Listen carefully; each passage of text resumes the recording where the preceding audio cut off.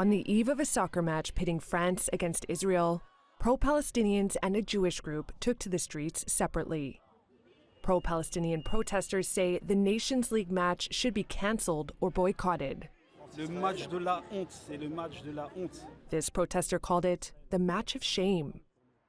Outside the stadium where the game is set to take place, French authorities have ramped up security. Thousands of police are set to be deployed, according to Paris's police force. The hope is to avoid a repeat of violent clashes that unfolded in the Netherlands last week after an Israeli team played in Amsterdam. At least 5 people were hospitalized in what Israeli and Dutch politicians called anti-Semitic attacks.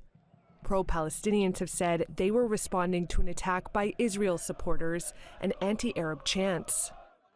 On Wednesday, France coach Didier Deschamps said the match north of Paris was unfolding under a heavy context. Here's Israel captain Eli Dassa. It's not the perfect time, I would say, but it is what it is. We are expecting a good game tomorrow. We want to represent our country. The match comes at a fraught moment. Diplomatic relations between French President Emmanuel Macron and Israeli Prime Minister Benjamin Netanyahu have become strained by Israel's war in Gaza. Macron is expected to attend Thursday's game. Passions over Israel's conduct in the enclave run high in France. It's home to Europe's largest Jewish and Muslim communities. The head of a council of Jewish institutions in France, Jonathan Arfi, said he's worried about the game. In an ideal world, football remains just football. However, in 2024 in Europe, 1 year after October 7th, a few days after Amsterdam, well, this event takes on an additional dimension. It's become a moment to affirm Republican values in the face of anti-Semitism. France's Human Rights Commission said reports of anti-Semitic attacks skyrocketed by nearly 300% last year, with anti-Muslim acts up around a third. French-Palestinian lawyer Salah Hamouri says it's impossible to separate soccer from politics.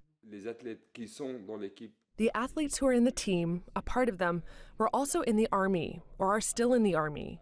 This is why this match must be suspended, he said.